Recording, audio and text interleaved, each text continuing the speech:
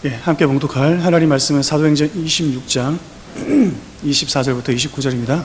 신약 234페이지 사도행전 26장 24절부터 29절까지를 한 절씩 교독하겠습니다. 자, 먼저 읽겠습니다. 바울이 이같이 변명하매 베스도가 크게 소리내어 이르되 바울아 내가 미쳤도다. 내 많은 학문이 너를 미치게 한다 하니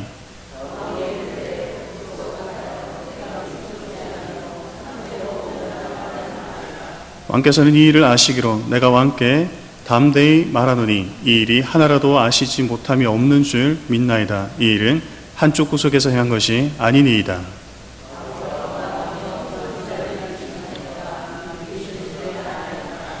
아그리빠가 바울에게 이르되 내가 적은 말로 나를 권하여 그리스도인이 되게 하려 하는도다. 바울이 이르되 말이 적으나 많으나 당신뿐만 아니라 오늘 내 말을 듣는 모든 사람도 다 이렇게 결박된 것 외에는 나와 같이 되기를 하나님께 원하나이다 하니라. 아멘. 여러분, 오늘은 행복에 대한 이야기로 말씀을 시작할까 합니다. 행복하다는 것은 무엇을 의미할까요? 여러분들은 얼마나 행복하십니까? 국어사전에는 이렇게 행복을 정의하고 있습니다. 첫 번째는 복되고 좋은 운수, 그리고 두 번째는 생활의 충분한 만족과 기쁨을 느끼는 상태. 여러분 어떻습니까? 첫 번째 정의는 다소 기복적인 요소가 담겨 있습니다. 운이 좋으면 행복하다는 것입니다. 예를 들어 길을 가다가 큰 돈을 주었습니다. 그러면 행복하다는 겁니다. 요즘엔 그냥 주워가면 안 되죠. 경찰에 신고해야 됩니다. 두 번째는 로또 같은 어떤 큰 복권에 당첨되면 행복하다는 것입니다. 그러나 이것은 다소 허황된 것이죠. 많은 사람들이 이 행복을 찾을 수는 없을 것입니다. 두 번째 정의는 좀 참고할 만합니다. 자신의 생활에 만족도가 높으면 행복하다는 것입니다. 자, 그런데 이 정의도 좀 애매한 측면이 있습니다. 도대체 어떤 사람들이 어떤 측면에서 만족함을 느끼는가? 사람들이 만족을 느끼는 이유가 각기 다르지 않습니까? 자, 그래서 이것을 측정한 사람이 있어 살펴봤습니다. 영국의 심리학자 로즈웰이라는 사람인데, 그는 2002년에 1000명의 남자, 여자를 대상으로 80가지 상황을 주면서 어떤 것이 자신을 만족하게 하는가, 거기에 대해 연구를 했습니다. 이를 통해 다음에 3가지를 발견하는데요. 첫 번째는 개인의 기질, 밝고 긍정적인 에너지를 가지고 있는 사람이 크게 만족을 느낀다는 것입니다. 두 번째는 생존의 조건이 잘 충족된 자들이 만족을 느낀다는 겁니다. 예를 들어 돈이, 집이, 건강이, 인간관계가 잘 형성된 사람들이 생활의 만족을 느낀다는 것입니다. 그리고 세 번째는 고차원적인 욕구가 있는 사람들, 고차원적인 욕구가 큰 사람들이 행복을 느낀다는 것입니다. 예를 들어 미래에 대한 기대가 클수록, 현재는 지금 조금 부족하지만 앞으로 나아질 거라는 어떤 기대가 큰 사람들이 만족을 느낀다는 것입니다. 다시 정리하면 로즈웰의 이 실험, 누가 만족을 느끼는가, 어떤 상황에서 만족을 느끼는가와 행복의 사전적인 정의를 연결하면 행복이란 밝고 긍정적인 기질을 가진 사람들이 크게 느끼는데, 이것은 기본적으로 돈, 건강, 인간관계가 잘 갖춰준 사람들이 더 크게 느끼며, 만약 그것이 조금 부족하더라도 앞으로 더 나아질 거라는 미래에 대한 기대가 클수록 행복을 크게 느낀다는 것입니다. 여러분, 이런 점에서 여러분들은 어떻습니까? 이 기준에서 본다면 여러분들은 얼마나 행복하고 계십니까? 생활의 만족을 느끼고 행복하다고 느끼고 있습니까? 자, 그런데 오늘 본문에 보시면 사실 이런 기준들과 조금 차이가 있음에도 불구하고 행복해 보이는 한 사람이 등장합니다. 생활의 완전한 만족, 후회 없는 인생을 살아가고 있는 한 사람이 등장합니다. 사도 바울인데요. 오늘 본문에 그의 모습을 한번 상상하면서 보십시오. 지금 그는 가이사랴 감옥에 갇혀 있습니다. 그 앞에는 지금 베스도와 아그리빠 왕이라는 당대 최고 권력자가 그의 앞에 서 있습니다. 그러면서 자신의 죄를 변호하고 있습니다. 죄수가 재판관 앞에 서 있다는 것입니다. 굉장히 중요한 순간이죠. 이 순간 잘만 이야기하면 자신의 무고함을 밝힐 수도 있습니다. 그러나 자칫 잘못 말하면, 말에 실수라도 있으면 유대인들이 원하는 대로 그는 누명을 쓴 채 죽임을 당할 수밖에 없는 상황입니다. 떨리지 않겠습니까? 불안하지 않겠습니까? 자, 그러나 오늘 본문에 사도 바울에게 그런 흔적을 찾아볼 수 없습니다. 떨림, 불안, 공포가 보이지 않습니다. 오히려 왕 앞에서도 너무나 당당합니다. 심지어 그들도 나와 같이 되기를 원한다, 이렇게 이야기를 하고 있습니다. 이 말만 보면 누가 재판을 주관하는 사람이고 누가 재판을 받는 사람인지 분간이 가지 않습니다. 재판을 받는 사도 바울은 너무나 당당하게 재판을 받고 있지만 재판하고 있는 이 사람들의 감정이 흔들리고 있습니다. 당황하고 있습니다. 도대체 무슨 배짱으로 이런 이야기를 할까 의아해하고 있습니다. 여러분, 바울은 세상의 기준으로 볼 때 행복할 조건이 없는 사람이었습니다. 로조엘의 실험에서처럼 그는 생활의 만족을 전혀 찾아볼 수 없었습니다. 그는 좋은 기질, 좋은 성격을 가지지 못했습니다. 자신과 다른 성향의 사람들과 쉽게 친해지지 못했으며 심지어 그들을 정죄하고 다투고 싸웠습니다. 생활의 만족이요, 기본적인 돈, 건강, 인간관계요 부족했습니다. 자신의 겉옷조차 구비하지 못할 정도로 가난했으며 심각한 건강의 문제를 안고 살아갔습니다. 심지어 앞으로 더 나아질 거라는 기대조차 없었습니다. 오늘 본문에 보시면 자신이 죽을 거라는 그런 예측을 그가 하고 있는 것을 볼 수 있기 때문입니다. 죽음 앞에 억울한 누명을 쓰고 있는 바울에게 무슨 삶에 대한 만족이 그리고 기쁨이 있겠습니까? 자, 그러나 신기한 것은 그런 바울이 자신의 삶을 타인에게 자랑하고 있습니다. 삶에 대한 깊은 만족, 자신의 삶에 대한 기쁨이 없이는 할 수 없는 말. 여러분, 내가 이 결박된 것 외에는 여러분들도 나와 같이 되기를 원합니다. 도대체 무슨 자신감이, 도대체 무슨 이유가 그를 이렇게 당당하게 만들고 있습니까? 도대체 그가 말하는 나와 같이 된다는 것은 어떤 의미입니까? 도대체 그가 말하고 있는 그 나는 도대체 어떤 나인가 하는 것입니다. 오늘 본문에 이 사도 바울의 자기 이해를 통해 우리도 스스로를 잘 이해하고 세상 앞에 당당하게 그리고 삶에 대한 깊은 만족과 행복을 가지고 살아가는 우리 모두가 되기를 주님의 이름으로 축복합니다. 첫 번째는 사도 바울은 말씀에 미친 사람이었습니다. 어떤 사람에 대한 평가는 그 사람 자신보다 타인에 대한 평가가 더 중요합니다. 왜냐하면 자기가 자기 자신을 소개하는 것은 너무나 주관적일 수가 있기 때문입니다. 자, 그래서 오늘 본문에 이 사도 바울을 향한 이 말이 굉장히 중요합니다. 이 재판을 맡고 있는 베소가 사도 바울에게 이렇게 이야기를 하고 있습니다. 24절입니다. 같이 한번 읽겠습니다. 시작.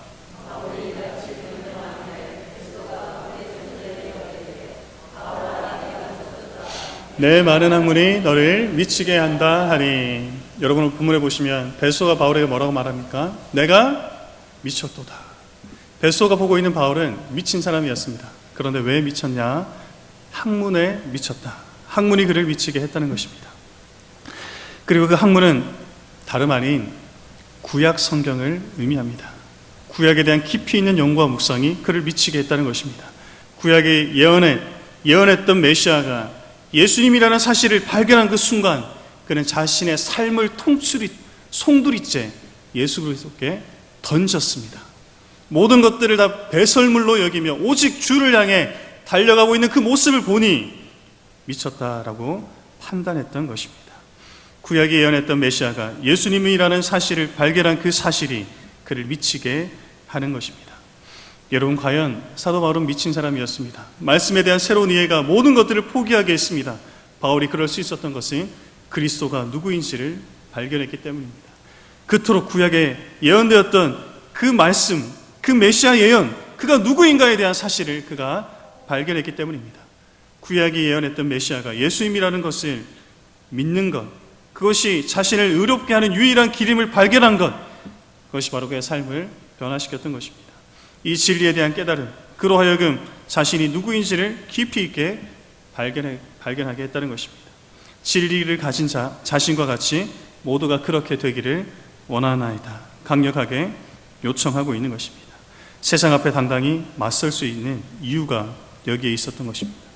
자신의 삶에 대한 깊이 있는 만족과 함께 절대로 세상 앞에 기죽지 않고 그리고 포기하지 않으며 두려워하지도 않으며 떨지도 않고 심지어 기뻐하며 자신의 삶을 자랑할 수 있었던 것입니다. 자, 여러분, 그렇다면 여러분들은 어떻습니까? 여러분 어디에 미쳐 있습니까? 말씀을 읽고 묵상하는 그 일에 자기 자신을 던질 수 있기를 바랍니다. 우리가 직접 성경을 읽으며 진리를 경험할 수 있습니다. 그리고 그 진리에 대한 경험이 우리의 마음을 요동치게 한다는 것입니다. 이 진리에 대한 깨달음이 우리를 기쁘게 만드는 것입니다. 자, 여러분, 최근에 여러분들은 어디에서 기쁨을 발견하고 있습니까? 어디에서 즐거움을 발견하고 있느냐라는 것입니다. 고등학교 시절 저의 취미는 믿으실지 모르겠지만 노래방에 가서 이 시컷 노래를 한번 크게 부르는 겁니다. 물론 제가 지금은 다니지 않습니다. 친구들과 노래방에 가서 이렇게 연습을 하고 크게 노래를 부르면 스트레스가 풀리는 것 같았습니다. 그 당시 불렀던 노래가 저를 그분이랑 닮았다고 하는 분이 계셨는데 신승훈의 노래, 너는 장미보다 아름답진 않지만 그보다 더 진한 향기가, 이러면서 제가 마치 그 가사에 심취돼서 내 이야기를 하는 것처럼 이렇게 빠져서 불렀던 기억이 납니다. 이렇게 가사를 생각하고 막 목청껏 노래를 부르면 이렇게 스트레스가 풀리는 것 같았습니다. 자, 그런데 어떻습니까? 문제는 집에 돌아왔을 때입니다. 그렇게 친구들과 같이 즐거운 시간을 보내다가 스트레스가 마치 다 풀린 것 같은 느낌을 가지다가도 집에 자리에 누우면 어떻습니까? 여전히 허전한 마음이 밀려오는 것입니다. 그 노래가 진짜 내 마음을 만족시키지 못한다라는 것입니다. 자, 그런데 여러분, 제가 고등학교 때 처음 접했던 게 뭐냐면 PBS라는 그런 성경 연구를 접했습니다. 성경 읽기인데 그냥 읽는 게 아니라 퍼스널 바이블 스터디, 개인 성경 연구, 관찰하고 해석하고 적용하는 이 성경 연구 방법을 그때 배웠습니다. 그리고 나서 직접 제가 그 성경 연구를 해보는 겁니다. 지금까지는 설교 말씀만 듣고 은혜를 받았다면 이제는 직접 내가 하나님 말씀을 읽고 묵상해 보고 거기에서 하나님의 진리를 끄집어내는 겁니다. 자, 그런데 그 성경 읽고 연구하는 것이 너무나 재미있어서 거기에 푹 빠져 살았던 기억이 납니다. 성경 통독 수련회도 다녀온 기억이 있습니다. 그때는 이제 성경의 숲이 보이기 시작했습니다. 전체적인 맥락과 함께 성경을 구석구석 살피니 성경 말씀을 깨닫는 즐거움이 너무나 솔솔했던 그런 경험이 있습니다. 하나님 말씀을 깨닫게 되면 그 다음에 어떻게 되냐면 이걸 자꾸 말하고 싶은 겁니다. 그래서 제가 깨달았던 말씀을 제가 그때는 아직 신학생이 되려고 생각을 하지 않은 상태입니다. 친구들을 불러가지고 자꾸 이야기를 하는 겁니다. 모임마다 내가 만난 그 하나님에 대한 이야기, 그리고 성경 말씀 가운데 깨달았던 그 말을 하는 겁니다. 그런데 그 말을 하는 제 표정이나 느낌이 어땠냐 하면 기뻐 보인다는 겁니다. 행복해 보인다는 겁니다. 노래방에서 느낀 그 행복보다 질적으로 차원이 다른 그 행복, 그 만족, 그 기쁨이 내 안에 물밀듯 몰려오는 것입니다. 더 이상 허전함이 저를 지배하지 못합니다. 계속해서 말씀이 내 안에 지배하고 있었기 때문입니다. 매일 다른 말씀으로 진리를 깨닫는 깨달음이 그때 있었기 때문입니다. 말씀에 주는 기쁨을 제가 발견했기 때문입니다. 이것은 어떻게 다른 말로도 표현할 수 없는 그런 기쁨이었습니다. 자, 여러분 어디에 여러분 자신을 던지고 여러분 세상 사람들이 볼 때 어디에 미쳐있는 사람으로 평가받기를 원합니까? 다양한 즐거움들이 너무나 많은 세상을 살아가고 있습니다. 어떤 사람들은 게임에, 어떤 사람들은 도박에, 그리고 또 어떤 사람들은 사람들과의 관계에 미쳐 있지만, 그러나 정말 우리가 던지고 우리 자신을 내던져도 아깝지 않은 하나님 말씀에 자신을 내던지고 거기에 미쳐 사는 그런 나 자신이 될 수 있기를 주님의 이름으로 간절히 축복합니다. 두 번째는 그는 더할 나위 없이 참된 그리스도인이었습니다. 이런 자기 이해가 죽음의 순간에도 위축되지 않고 당당히 그 상황과 맞설 수 있는 나를 만들게 되는 것입니다. 다음은 이 바울의 이야기를 전체적으로 들었던 아그리빠 왕, 당대 분봉왕 아그리빠 왕의 이야기입니다. 28절인데요. 같이 한번 더 읽도록 하겠습니다. 시작. 아그리빠가 바울에게 이르되 내가 적은 말로 나를 권하여 그리스도인이 되게 하려 하는도다. 여러분 무슨 말입니까? 바울의 이야기를 다 들은 아그리빠가 이제는 뭐라고 말하냐면 너가 나를 그리스도인으로 만들려고 하는구나. 여러분 이 말은 사도 바울이 어떤 사람이라고요? 그리스도인입니까? 나와 같이 되기를 원한다는 말은 그가 분명 정말 다른 것 표현하지 않는 진정한 그리스도인이었다. 사도 바울은 그만큼은 정말 그리스도인이었다. 그리고 너가 나를 너와 같이 만들려고 하는구나. 그리스도인으로 만들려고 하는구나. 이렇게 이야기를 하고 있다는 것입니다. 스스로 그리스도인이라 이야기한 것이 아닙니다. 스스로 내가 성도입니다. 내가 어떤 교회 집사입니다. 말하는 것이 아닙니다. 다른 사람들이 그를 보니 그는 그리스도인이었습니다. 물론 여기 이 그리스도인이라는 말은 처음부터 존중과 존경의 의미를 담고 있었던 것은 아닙니다. 그리스도인이라는 단어의 뜻은 그리스도에게 속한 사람, 그리스도를 따르는 사람을 의미하죠. 이 단어는 처음 안디옥 교회에서 언급되었습니다. 당시 바울과 바나바 그리고 그를 따르는 안디옥 교회 모든 사람들을 보자 사람들이 그들을 가리켜 그리스도인이라 부르기 시작했던 것입니다. 왜냐하면 그들의 삶에 그들의 눈에 비친 안디옥 교회 사람들과 사도 바울과 바나바가 매일의 삶 속에서 그리스도를 말하고 그리스도를 전하고 그와 함께 마치 살아있는 그와 함께 동행하는 것처럼 그들의 눈에 비춰졌기 때문입니다. 그들의 삶이 예수 그리스도를 빼고 설명되지 않았기 때문입니다. 그래서 처음에는 비아냥거리듯이 그리스도인이구나, 오늘날로 치면 예수장이구나, 예수밖에 모르는 사람이구나 라고 불렀던 것입니다. 그런데 어떻습니까? 이 말이 차차 존중과 존경의 의미를 담게 되는 것입니다. 참된 그리스도인의 의미, 누가 그리스도인이냐, 누가 기름 부음 받은 자냐, 이 말은 왕과 제사장과 곧 선지자 직분을 의미합니다. 더 이상 죄의 종이 아니라 하나님의 자녀가 되는 권세를 가진 왕의 자녀가 되었으니 왕의 권세를 가진 자다. 세상이 감당치 못할 당당함이 거기에서 묻어나는 것입니다.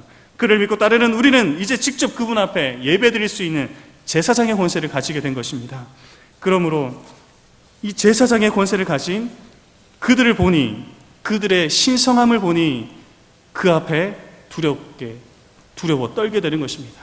온 세상이 그의 이름을 증거할 수 있는 선지자의 직분을 가지게 되었습니다. 누가 무슨 말을 하는지 귀 기울여 듣게 되는 것입니다. 내가 만난 예수 그리스도, 그와 함께 전하는 복음의 비밀, 그 복된 소식, 그 말씀을 전하는 자, 우리가 되었다는 것입니다. 이 역시 예수님을 빼고 설명할 수 없습니다. 예수님 때문에 왕이 되었고, 예수님 때문에 우리가 제사장이 되었고, 예수님 때문에 선지자가 된 것입니다. 이런 우리 직분의 변화가 세상 사람들이 볼 때 이제는 존중의 눈빛으로 보게 되는 것입니다. 여러분, 이 말씀 앞에 오늘 우리의 모습을 한번 돌아봅시다. 우리는 어떻습니까? 여러분은 진정한 그리스도인이십니까? 여러분은 세상 사람들이 볼 때 예수 빼고 설명할 수 없는 사람들이십니까? 왕의 직분을 가지고 당당하게 세상을 살아가고 계십니까? 하나님 앞에 거룩한 제사장의 직분을 수행하고 계십니까? 선지자의 직분을 수행하고 있느냐? 그래서 사람들이 볼 때 그리스도인이구나, 이렇게 이야기를 듣고 계십니까? 여러분, 처음에 비아냥거리던 그 말이 그리스도인의 모습을 보면서 점점 존중의 의미로 바뀌어 갔습니다. 사실 우리가 처음 교회를 다녔을 때 교회는 바로 거룩한 사람들의 무리였던 거룩한 공동체였습니다.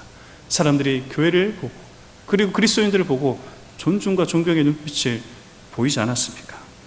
저는 경상북도 예천이라는 정말 시골에서 어린 시절을 보냈습니다. 보기와는 다르게 제가 나중에 이렇게 도시로 이사를 갔지만 별명이 뭐냐면 촌놈이었습니다. 그래서 이게 굉장한 시골 생활을 했었는데 시골 마을에 교회가 없었어요. 그런데 이제 어머니가 이제 교회를 다니셨기 때문에 옆 동네 교회로 이렇게 주일마다 가는 겁니다. 그런데 교회 가는 그 길이 아직도 너무 좋았던 기억이 많이 납니다. 아침에 일어나면 물론 요즘도 그렇지만 유혹이 많죠. 좀 더 자고 싶고, 초등학생 시절이었으니까요. 재밌는 만화 영화가 그때 막 하는 겁니다. 그런데 이제 어머니가 막 깨우고 교회 가자 그럽니다. 그러면 이제 가장 깨끗한 옷을 입힙니다. 처음 산 옷, 신발을 신깁니다. 그리고 가장 깨끗한 헌금을 주십니다. 그리고는 이제 이 동네 모든 친구들을 모으기 시작합니다. 그리고는 이제 그들과 함께 교회로 갑니다. 때로는 배웠던 찬양, 찬송가를 부르면서 그 길을 갑니다. 그 길을 가는 그 초등학생 무리들을 한번 상상해 보십시오. 물론 교회는 가지만 장난꾸러기고 개구치지 않았겠습니까? 가는 길에 산을 하나 넘는데 여름이면 뱀도 나타나고 막 비도 옵니다. 그러면 남자들이 용감하게 자기의 그 용감함을 드러내기 위해서 어떻게 합니까? 뱀을 딱 이렇게 돌로 쳐 죽여가지고 나무에다가 딱 달아가지고 어떻게 합니까? 여자친구들한테. 상상 못할 일인가요? 막 이렇게 던집니다. 그리고 이제 막 놀리기도 하고 그랬는데요. 그리고 이제 또 어떤 장난을 하냐면, 여름에 풀이 길게 자라지 않습니까? 그럼 긴 풀을 어떻게 하냐면 묶어요. 왜 묶습니까? 앞에 달려가서 막 묶어 놓습니다. 왜 묶습니까? 네, 뒤에 오는 이제 여자친구들이 걸려 넘어지라고 이렇게 묶습니다. 한 번은 뭐 바나나를 먹고 던져 놓기도 하고 그랬었는데요. 굉장히 개구시게 자랐습니다. 자, 그렇게 이제 막 이렇게 재밌게 이렇게 가다가 보면 배도 많이 고픕니다. 그러면 이제 가는 길에 찔레나무 아시죠? 찔레를 꺾으면 그 안에 이제 연한 순이 있습니다. 그거를 이제 꺾어서 먹기도 하고요. 그리고 여러분 뽀삐라고 아십니까? 여러분도 저랑 같은 세대십니까? 그럼 뽀삐를 딱 뽑아가지고 풀을 그 안에 있는 하얀 색깔 즙을 또 먹으면 또 그게 또 엄청 맛있습니다. 그리고 이제 여름에 오디 엄청 이렇게 따서 먹기도 하고 그런 길을 갑니다.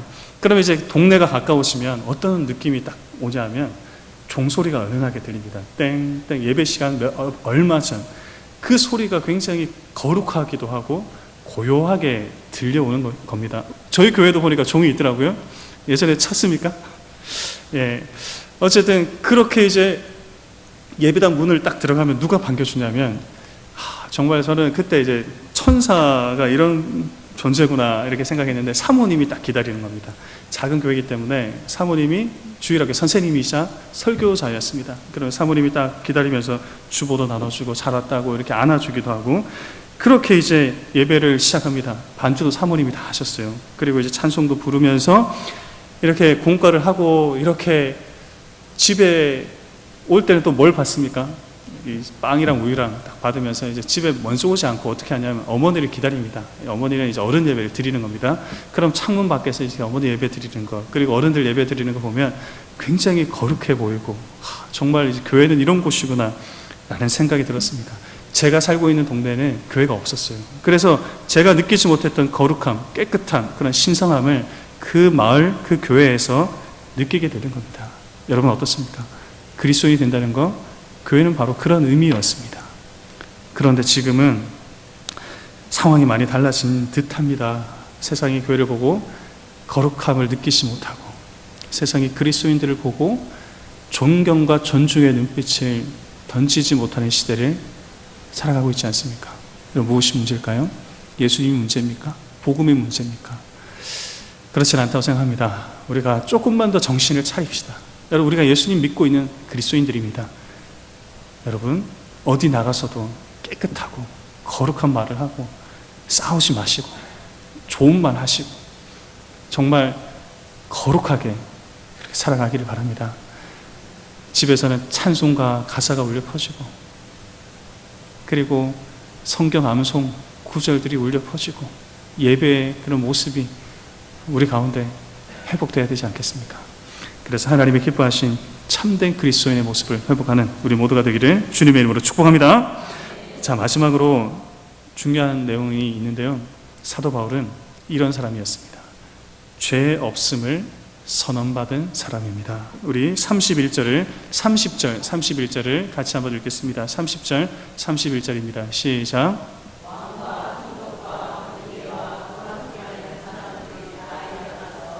물러가 서로 말하되 이 사람은 사형이나 결박을 당할 만한 행위가 없다 하더라. 여러분, 당시 바울의 변론을 듣고 있었던 사람들이 바울을 향해 이렇게 평가합니다. 그는 사형이나 결박을 당할 만한 어떤 행위가 없다. 바울에게 죄를 찾지 못했다. 바울의 죄 없음을 선언하고 있습니다. 그런데 여러분 누가 이런 말을 하고 있는지 아십니까? 그냥 지나가는 사람이 아니면 당시 사도 바울의 친구나 동료 그리스도인이 그렇게 이야기하는 게 아니라 누가 그 이야기를 하고 있냐면 아그리빠 왕 그리고 총독 베스도 그리고 버니게라는 사람이 등장합니다. 여기 버니게는 누구냐면 아그리빠 왕의 딸을 의미합니다. 지금 있는 아그리파 왕의 여동생을 의미합니다. 자, 그러니까 그와 함께 있는 이 세 사람은 누구냐면 당대의 최고 권력자, 모든 이제 실세들, 그리고 그 옆에 여러 사람들이 다 함께 함께 앉은 사람들이 등장하는데, 이 사람들은 누구냐면 천부장과 시중에 높은 사람을 의미합니다. 그러니까 이 사람들은 당대의 가장 높은 권세와 실력자들입니다. 그리고 이들이 사도 바울에게 뭐라고 이야기하냐면 죄 없음, 그런 행위에 어떤 죄를 발견할 수 없습니다, 이렇게 선언하고 있다는 것입니다. 세상으로부터 사도 바울은 죄 없음을 선언받은 사람입니다. 그리고 이 죄 없음에 대한 선언, 그것이 바로 사도 바울을 당당하게 만들었던 것입니다.